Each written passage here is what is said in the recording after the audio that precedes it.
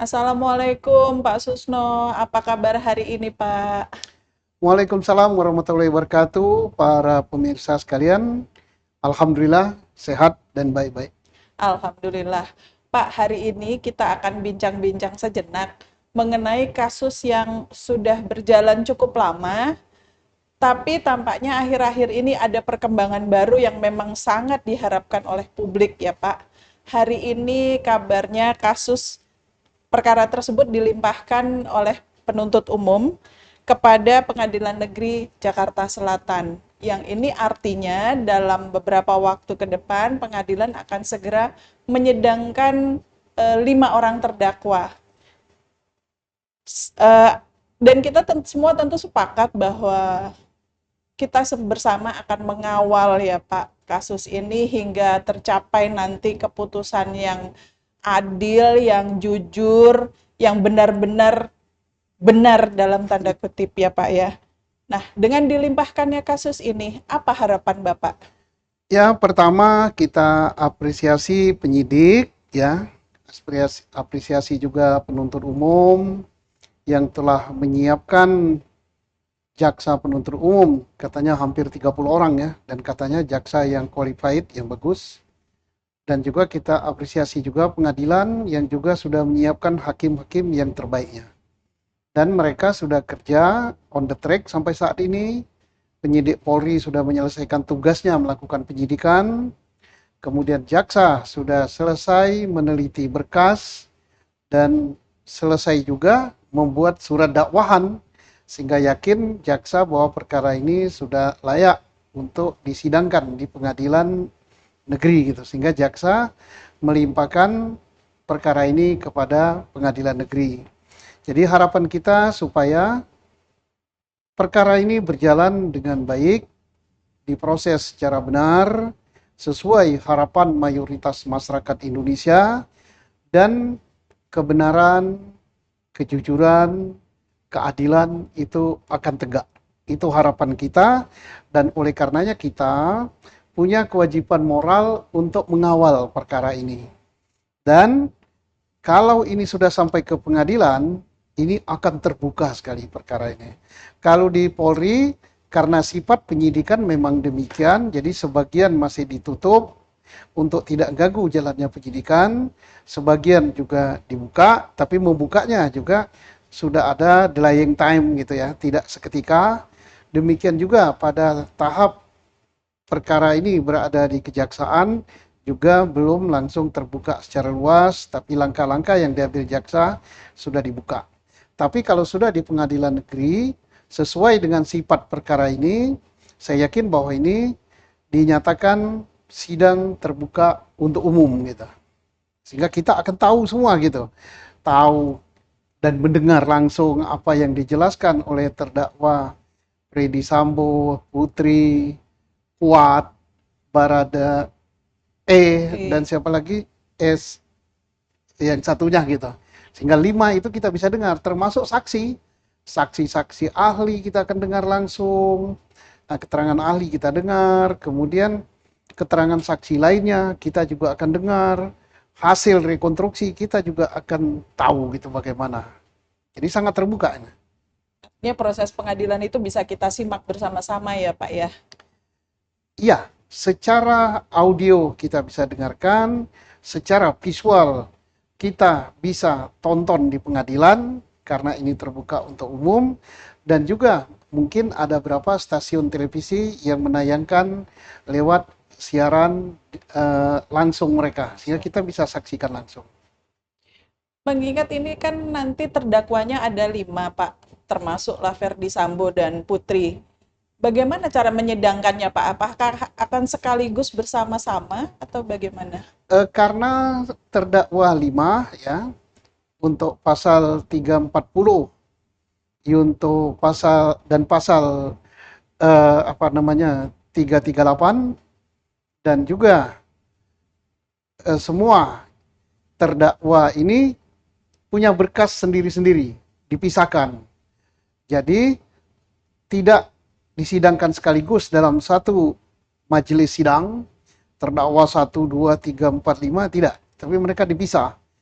terdakwa Ferdi Sambo sendiri, dengan majelis hakim sendiri, saya kira, dengan jaksa penuntut sendiri. Demikian juga untuk terdakwa berikut, yaitu sendiri-sendiri. Dan ruang sidangnya atau waktu penyidangannya tidak dijadikan dalam satu ruangan, tidak secara bersamaan.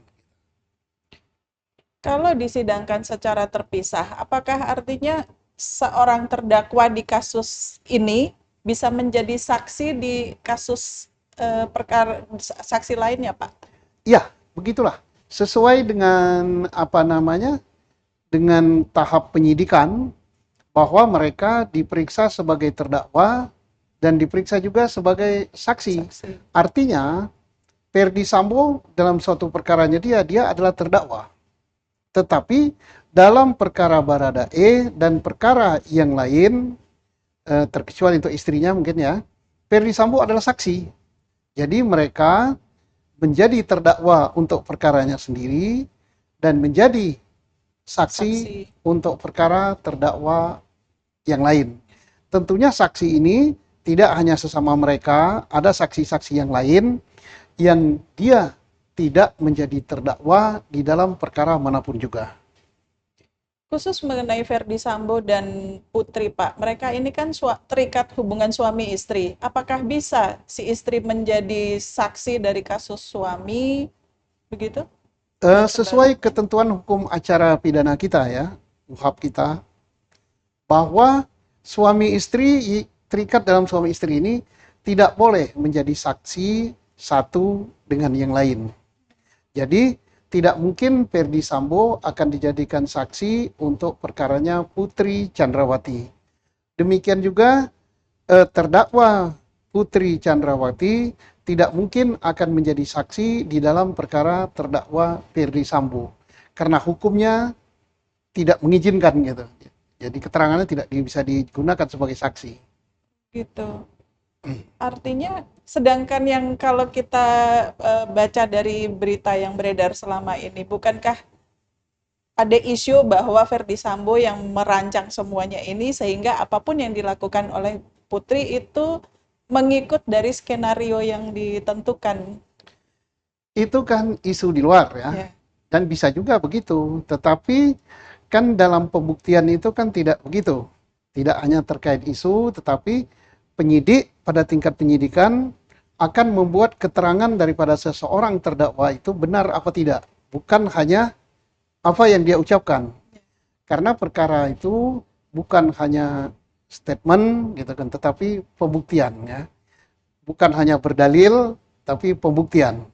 Nah, apa yang diucapkan oleh Ferdi Sambo bahwa dialah yang bersalah, istrinya tidak bersalah, dialah yang melakukan itu, boleh-boleh saja dia begitu.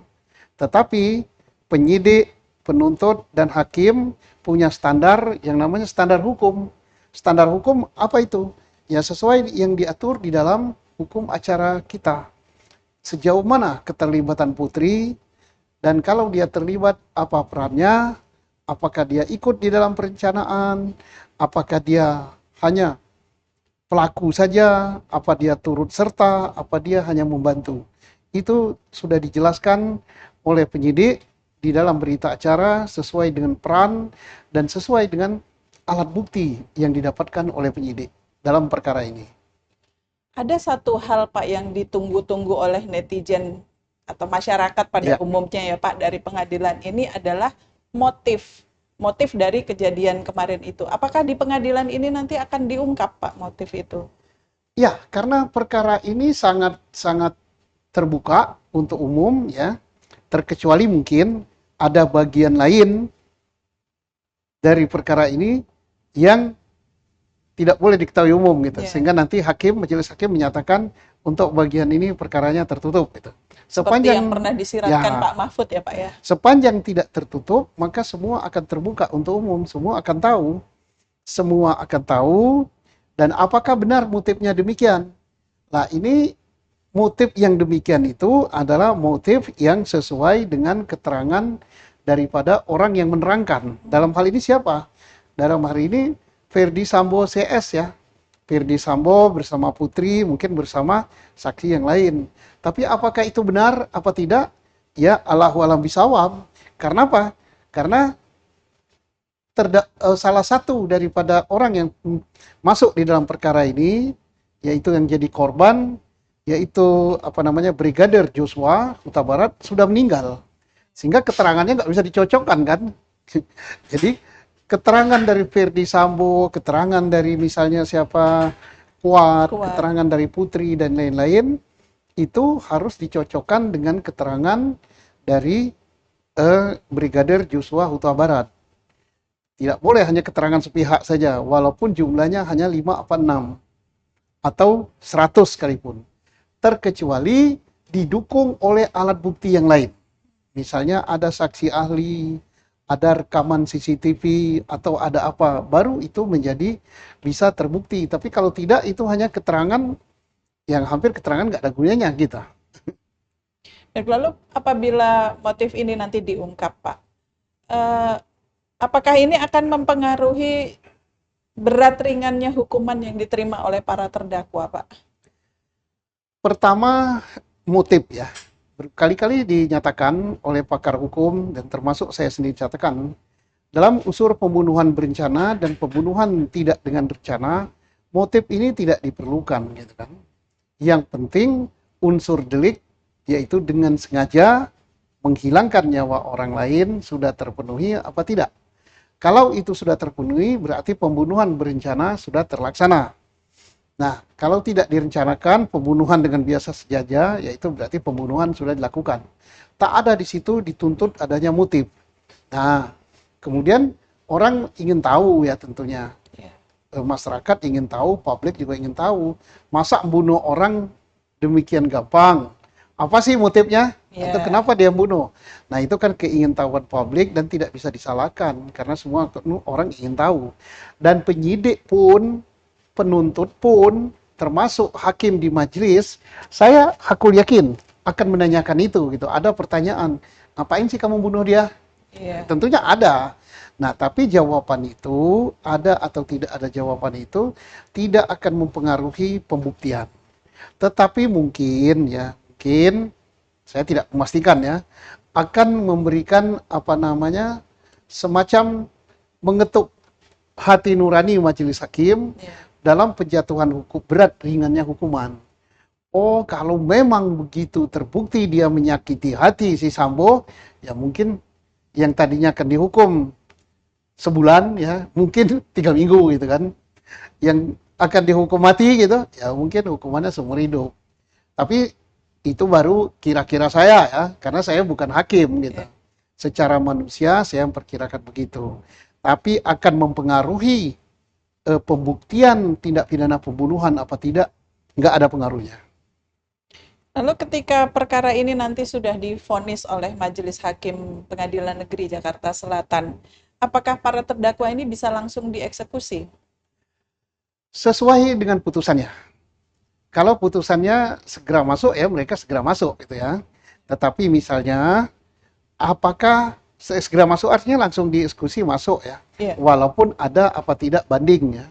Walaupun nantinya ada apa tidak kasasi. Termasuk ada apa tidak peninjauan kembali. Tergantung bunyi putusan itu.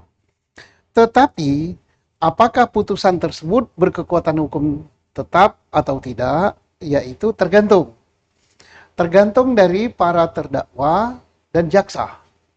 Apa yang diputuskan oleh majelis hakim,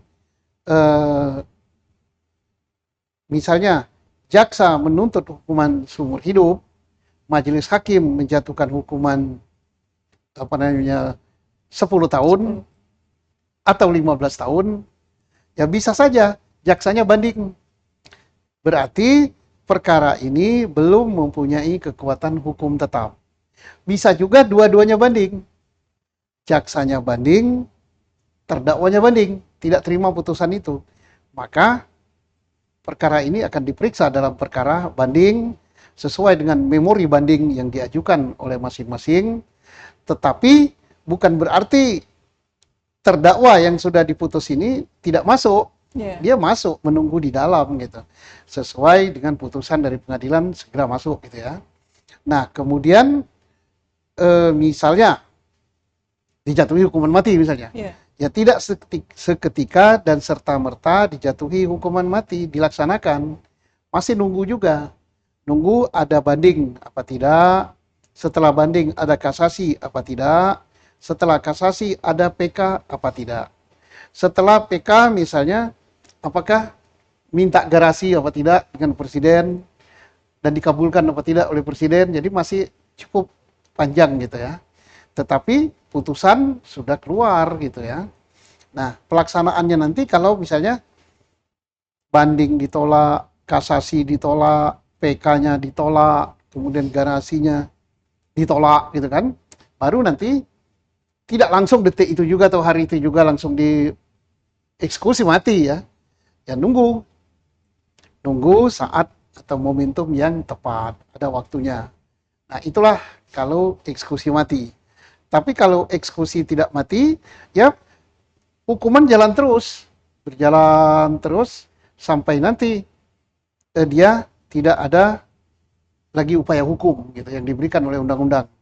Misalnya bandingnya nggak ada lagi, kasasinya nggak ada lagi, PK-nya nggak ada lagi, terus garasinya nggak ada lagi, ya sudah, berapa hukumannya dia harus jalani sesuai dengan ketentuan-ketentuan di dalam penghukuman. Itu ada aturannya juga. Misalnya dia harus jalani 2/3, sepertiga itu menjadi pengurang. Kemudian ada juga pengurangan hukuman.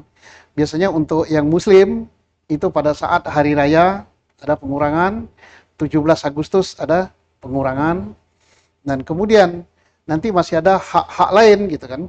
Misalnya dia berkelakuan baik dan sebagainya, pada saat tertentu dia bisa melaksanakan sosialisasi gitu, bersosial gitu, misalnya menjalankan kerja sosial di luar. Jadi itulah prosedurnya sampai dengan perkara ini tuntas. Artinya dalam masa tunggu itu bukannya berarti bisa bebas di luaran ya Pak, tapi tetap harus ada di dalam gitu ya Pak? Iya, iya. Terakhir nih Pak, dengan disidangkannya perkara Sambogate ini, apa kira-kira pesan dan harapan Bapak? Harapan saya, dan saya kira ini harapan netizen sekalian, termasuk harapan mayoritas masyarakat Indonesia, agar perkara ini diproses secara terbuka, secara adil, secara jujur dan benar, agar keadilan yang diharapkan oleh masyarakat bisa tegak. Kemudian terdakwa tentunya diberikan hukum yang seadil-adilnya ya. Kita tidak menentukan bahwa dia harus dihukum mati, bahwa dia harus dihukum seumur hidup, harus dihukum 20 tahun ya. Yang paling tahu adalah majelis hakim. Tapi majelis hakim pun kita harap adalah memperhatikan norma-norma dan rasa keadilan yang berlaku di dalam masyarakat. Bayangkan nyawa hilang. Bayangkan sepasang orang tua yang punya harapan terhadap anaknya, tahu-tahu anaknya dibunuh begitu saja oleh orang yang dilayaninya. Nah, bayangkan juga bahwa perkara ini menyita perhatian mayoritas rakyat Indonesia lebih dari 3 bulan. Dan saya yakin jaksa, kemudian majelis hakim yang menyidangkan pada semua tingkatan, baik pada tingkat pertama, tingkat banding, tingkat kasasi, kalau termasuk tingkat PK, kalau sampai di situ akan melaksanakan tugasnya dengan sebaik-baiknya, sehingga keadilan dan kebenaran bisa tegak di bumi Indonesia. Dan tugas kita bersama untuk mengawal perkara ini. Baik Bapak, mari kita sama-sama cermati ya Pak persidangan nanti, dan penuh harapan, besar harapan kita bahwa nanti keputusan yang akan dicapai adalah yang benar-benar berkeadilan, hukum yang berkeadilan ya Pak ya. Iya. Bagaimanapun itu yang harus menjadi tujuan akhirnya. Terima kasih Bapak untuk waktunya siang ini. Salam sehat selalu. Wassalamualaikum warahmatullahi wabarakatuh. Terima kasih, salam sehat selalu.